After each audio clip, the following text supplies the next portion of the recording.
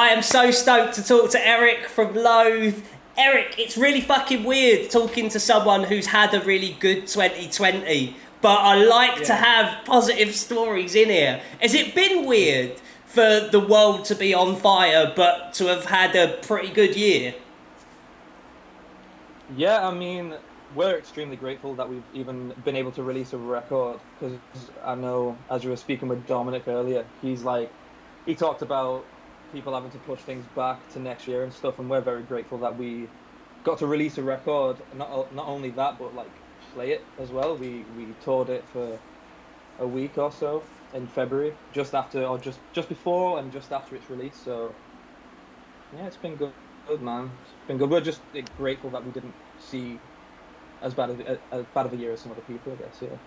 Yeah, it's been interesting following you from over this side of the Atlantic, because on the last record, like when you were touring, opening for bands and headlining, when you were on tour, whichever town you were in, my timeline would light up with people from that night raving about how the live show had been. Did you feel momentum with you before going to write and record the record? Yeah, definitely. We just kind of got received so well, and it just kind of put so much behind our sails, and it kind of pushed us to take risks, I guess, and just like really not consider boundaries as a thing, and really just see the world open up in front of us, and just like it's for us to take if we need to or if we want to. So like we kind of just saw it as again, just being grateful that people even care or listen or came to the shows in general. So yeah, it just kind of pushed us in the right direction, I believe. And when it comes to that bravery, that creative bravery, confidence plays a factor, but where did you... How do I word this? Was it just as simple as the confidence, or was there always an ambition to do more? I know bands that are in your stage of your career, you could be very releasing a record, and before you've even released it, creatively you feel like you've moved on to the next step. Did it feel that way? Did it feel like part of a growth that was already in motion, or was it the success of the record that made you have that confidence? Well, I think from the beginning of the band, we've always kind of had this grand vision of where we wanted to take it. And I think with the release of the first album, you kind of get used to the ins and outs of what is actually done, because at least for us, when we did our first album on a label, it was kind of like, whoa, this is so different to how we imagined it to go about, and so many things that we needed to consider that we never considered before, because we were just like young people trying to make music, and then we get picked up by these people who are offering us so much and offering to help us out, and it just kind of, again, similar to how people like us, it just elevated our belief in ourselves. And just having talks with Sal, who was A&R at Sharptone, he signed us. Just having talks with him and just, kind of hearing where the band could go from an outside perspective, and it lining up with where we also wanted to go, definitely just kind of, again, put wind behind our sails. And, What were the biggest culture shocks that you found? Because I had a very similar thing. Like, I'm a working class kid that when you get thrown into this business was like, the fuck is all of this? Like, what were the biggest culture shocks for you on that first record? What were the biggest lessons that you learned that you put into action on album 2? I think time, because like we're always like, with every project that we do, I think we're always very, like, we take our time, and we understand, like, you can't rush perfection, and we're always striving for perfection. So that's like the thing that we always kind of come back to whenever there's deadlines and stuff. We're always like, whatever, we need to, like, we're making it perfect, like, it'll be all right. But I think with when it came to the first record, it was definitely like you can't do that. We've got deadlines and we need to make sure it happens and stuff. And yeah, I think just kind of being, like you said, being thrown into that world where things are just so much more hectic than what you would imagine. And yeah, I think on a musical note, with what we learned from record one was just kind of trusting each other more. I think that's something that we came out of the first one with, because it was kind of like, to be fair, at the beginning of every project that we do, or whatever album or song or anything, it's kind of like we all have our own individual directions that we envision and we want to go in, like travel down. But then sometimes, at least on the first record, it was so easy for us to butt heads, like way easier than it was on the second one, which is funny because of the length it took for the second one to be finished. But like, yeah, we just learned to trust each other a bit more and trust the overall vision, because I think the leap that we took from the Cold Sun to I Let It In is just kind of, I don't know, it is quite large. There's definitely things that you wouldn't really imagine a band of what we did in the past to do on the follow-up record. So yeah, I think just trust. Did lineup change play into that trust?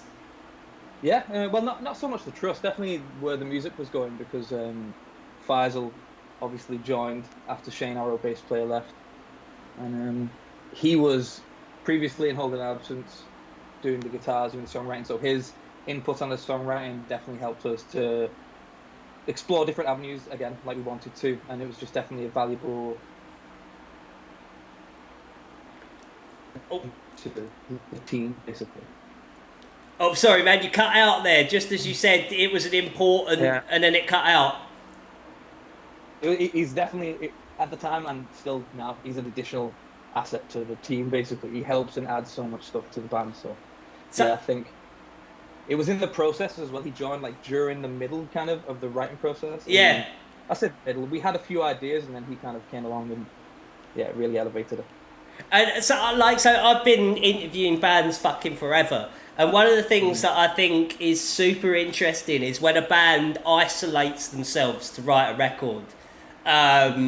The impact of it always like ups, downs, like by the by, it shows a willingness to focus on what's important, and it shows, I was just talking about this earlier as well when it came to Enter Shikari, about how it shows a band isn't willing to just shit out a record so that they can go on tour. How would you describe that isolating, like the situation that the record was written in? Because I don't want to put words in your mouth when I wasn't there. Like, how was it? Where did you go, etc.? It was definitely very isolated. We were in, if I can pronounce it correctly, Llanelli in Wales. And it was just a little cottage, kind of, we came off this road, which was, again, is barren. It's just field or everywhere. And you turn off into this dirt road, you go a little further up, and it's basically this cottage with a little, yeah, it's like, I think, if I can remember correctly, it's like 3-bedroom cottage with like 2 living areas and then 1 kitchen, basically. And yeah, it was the closest shop. We actually hitchhiked sometimes to get to the shop, so we didn't. Whoa! Yeah, I don't think it was that. I think it was literally because we were so lazy. I don't think it was that fair. But, yeah, no, we had to hitchhike, and yeah, it was hard. Me and Kadeem honestly had to, because we were like, no, we're staying there. That's it. That's where we're gonna stay. We're gonna just focus on the record, live and breathe the music, nothing else. And that definitely took a toll on us, because you need outside inspiration. You need the mundane things or whatever to bring out the stuff inside you. And like we just took a night off. We went and got a train to Cardiff, saw some friends, and yeah, we just kind of instantly. Actually, we had in the song "New Faces in the Dark," we were stuck on that, I think, and we went, had the break, and it was as soon as we sat down in the house in Cardiff, we were like, we know what to do. We're done. All we needed was the train journey and the travel to the house, and we knew what we needed to do. And then it's amazing. It's amazing, isn't it, when you take that step back and get a little bit of clarity, how much everything just realigns. I just had a week off before I went on my week off, like it felt like everything was so convoluted. By the Wednesday I was like, this is a piece of piss, what was wrong with me? Anyway, cool story, bro. The record itself, and the reaction to it would be remiss of me to not point out the fact that Chino Marino put out a tweet that was, this song is better than all of your stupid songs, including mine, about your band. There's a clear Deftones influence when it comes to Loathe. What do you think that says about the record that you've made? But also, I think it's cool that I spoke to Daryl Palumbo after Let Live broke, and he did not feel that kind of way. What was it like to get that cosign from from fucking Chino Marino? Bizarre. Yeah, quite unexpected. Like, as you said, you can hear that we're influenced by Deftones within our music, and after seeing the reaction to some people had to the record, you know, like Deftones clone, all that sort of stuff, whatever. We were like, oh shit, maybe if he does hear it, maybe he's gonna be like, don't want to, they're just copying us, all that sort of stuff. And then, I mean, he tweeted the link to Two Way Mirror, and we were like, whoa. And then he tweeted that tweet, and I was just like, all right, this guy actually likes our music. So, I mean, you know, because the first instance is, sharing it, cool, still amazing, but like then for him to share it again, and it's quite ridiculous. We definitely didn't expect it at all. No, but bless. I've got to say, man, like, I think that Deftones clone take is lazy as shit. But what I would say is that there is, to my ears at least, for a band that make intelligent, ethereal, hard-edged, aggressive music, I do hear nods to nu metal. We'll get to nods that are more current in a second. Yeah. Is that the shit that you lot grew up on? Because nu metal has a bad name, and nu metal, when people think about it, people think of lumpen, like simple music, and not what Loathe is. But yet there's still a clear and definite influence from that. Is that more who you were growing up than who you are today, or is that a fair statement, or I can tell that there's thoughts and feelings here, Erik? Yeah. No, I mean, like, I didn't grow up on it because I'm quite young, I'm 24, so it kind of past my day when I was kind of getting into heavier alternative music. I was kind of growing up with, like, I mean, at the beginning it was just straight up Slipknot, so blessings to be not fair from everything, you know what I mean? But after that it was kind of like, not like I took a step back in the grand scheme of things, but I kind of went into a bit of a niche sort of, you know, like metalcore, Attack, Devil Wears Prada, the like. Gotcha, yeah. That's kind of where I was growing up when I was like 15, 16, all that sort of stuff. But definitely now I'm appreciating nu metal more because I'm just kind of like, I think all of us in the band have kind of drifted from liking all this like overexposed, crazy, loads of stuff going on in your face music all the time to just enjoying sometimes just simple, heavy, boom, just straight to the point stuff. And like, one for me recently that's like influenced for me is Static X. So like Wisconsin Death Trip on like that record is like love it. That is so random. I can't even tell you, man. Yeah. I don't think you can. I mean, the only thing that I can really point towards that I like take as a direct thing is, you know, like kind of the trance-core sort of synth stuff. You know, like you played Tekken 3. Yeah. Like, you know, like all like the John sort of like synth stuff. Like yes, I do. I love that vibe, and I love that mixed with heavier music, like a band, distorted guitars, and everything. I think it's sick. And that's like kind of one of the things that I can definitely. That and like I guess Four on the Floor. We love Four on the Floor. So right. So the interesting things definitely are good.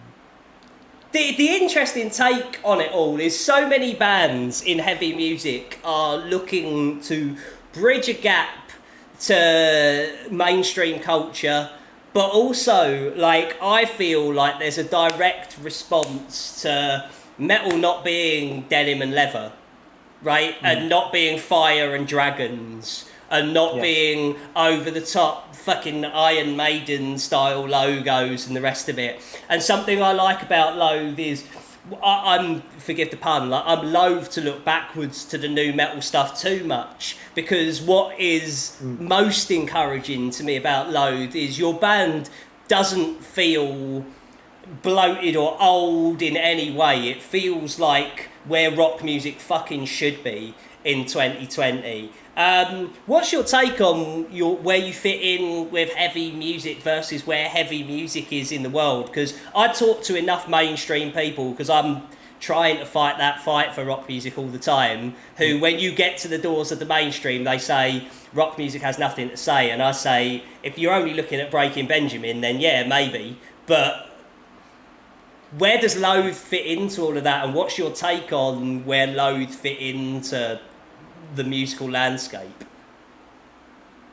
Honestly, something that we took into consideration when we were kind of thinking of the band is, filling in the gaps for us, personally.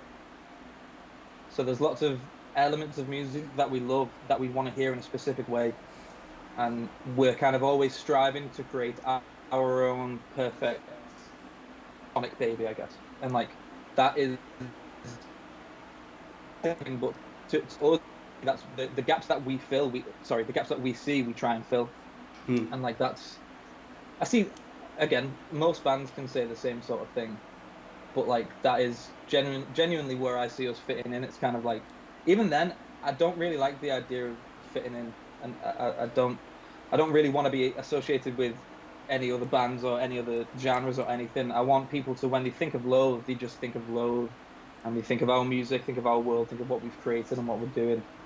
And it'd be very like specific and special to what we do, because I think, I don't know, something with music is that it can obviously be oversaturated, and I just don't really want that to become something that we can be, at all associated with or anything. I always just want people to see us in a specific light that is only for us, essentially.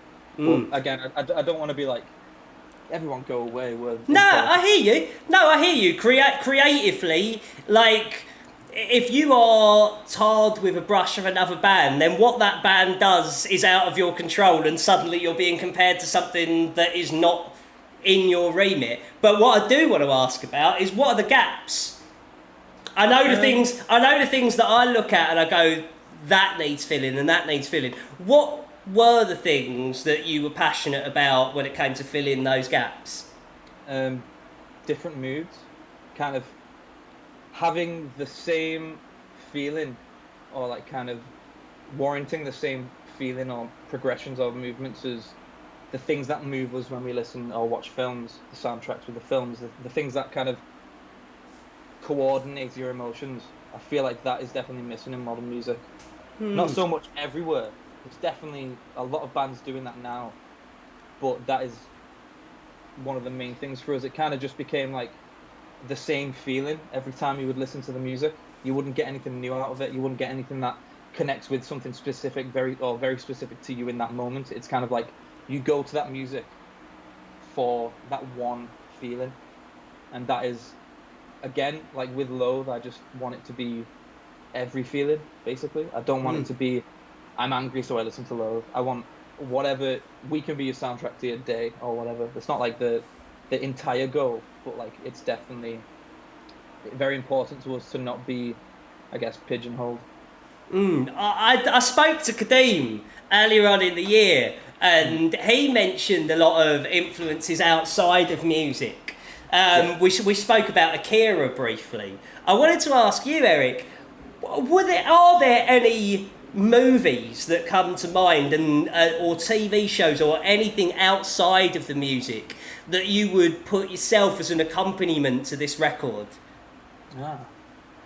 So I let it in specific? Yes, specifically this record. Okay.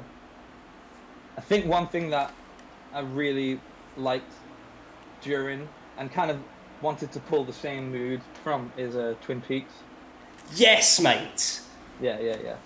I mean, we kind of intentionally just took the same chord progression from Twin Peaks. Yeah. It's just that chord progression alone in Sad Cartoon is like the best like movement of chord. Like if you go from that chord to the second chord, it's just like every time it destroys me, I'm like done. So yeah, I think that, like Laura Palmer's theme, like that sort of mood, I feel like is kind of I don't know. I wouldn't say it's like the entire. Obviously, because like we said, we're trying to be every emotion. Yeah, Like, I think Twin Peaks as a whole is kind of something I would kind of describe either in to be similar to, maybe. I can totally see that, because it's at the same time it's terrifying but it's serene. Yeah, Like yeah. I totally get, like, apart from the music bit that's like maybe not that stuff. Hey, no, that's still sick though. That's Oh, still yeah. sick. Yeah. I can see that. So that's fucking cool as shit. Do you think that that is always going to be a big part of who you are? And I guess the thing that I always come away with when I listen to the record is the ambition and the excitement of where we go next. And so when I mentioned earlier, sometimes when a band are so clearly creatively ambitious, by the time they've even released their records, that they're creatively moving forward. Have you written music in 2020 on top of this? Yeah. We've wrote quite a lot, actually. Yeah, we've got a lot of things going on in our mind. We kind of like to keep busy. Of course. Obviously, this year's been the perfect year to keep busy. So Yeah. we've had a lot of different things cooking. Yeah, still been writing. We always kind of write. I mean, that's kind of the one thing for us that, I mean, we do have trouble writing sometimes, because we put this kind of immense pressure on ourselves to like always one up ourselves all the time. But this time it's kind of been a bit like, maybe we can chill out a bit and just kind of enjoy it. Like, don't put stress on ourselves, don't put any pressure on ourselves. Like, let's just write music the way we would when we were young and we had nothing basically. And yeah, it's been really nice. Like, we've got quite a lot more than we've ever had, I think, before we've ever done a record. So yeah. Have you been tempted to do I Let It In as a live stream? Yeah, definitely. We think about it just because I guess we've only showed the record in its purest form to 7 cities, so it's like it's quite ridiculous. Like, I mean, I think something similar may happen at some point. I don't know. I don't really like giving away stuff, Of course. ahead of time. But like, it's it's on our mind, definitely. Yeah. I can't help it, Eric. I'm a cheeky bastard. Last couple of questions on this. Something that, now that I'm based in America, but I always keep my ear to the ground in the UK, because I think for the last 5 years we've been shitting out great bands on the regular. What's interesting to me from an American's perspective is how many bands make an impact on this side of the Atlantic. You know, there's all manner of bands that I love that have broken through in the last 3-4 years that haven't made an ant's fart worth of noise here in the States. And so it warmed my fucking heart last week to see Revolver magazine putting your record in the top 5. Is your ambition beyond just being a big band on your own doorstep? Yeah, I want to be everywhere, man. Like, I think we want to be everywhere. We want to give what we have to everyone that wants it, basically, no matter where they're from. So I mean, we were not really expecting to be on any end of the year lists. Like, when we first wrote the record, it was just like, yeah, we're just doing the music for us. And then on top of the reception, we were like, okay, this is really good. Like, this is doing really well. And then to see end of the year lists and past bands that have been going and killing it for years and years, and like to be at 5 straight away is just kind of like, whoa. But yeah, really privileged and just blessed to be being received in the way that we've been. been received, man. Like, never in our wildest dreams really did we imagine it to. And I mean, I say that in my dreams, I'm definitely like where I want to be. You know what I mean? man. Like, the reality of it is just a bit different to when you're like thinking of it. I love it, man. I can't wait to see it here. I cannot wait to see the Heroes fucking reaction you lot are going to get at Donington Park next summer. I will be there. And I'll see you in 2021. So thanks again for the music, man. No worries, brother. Thank you so much for having me.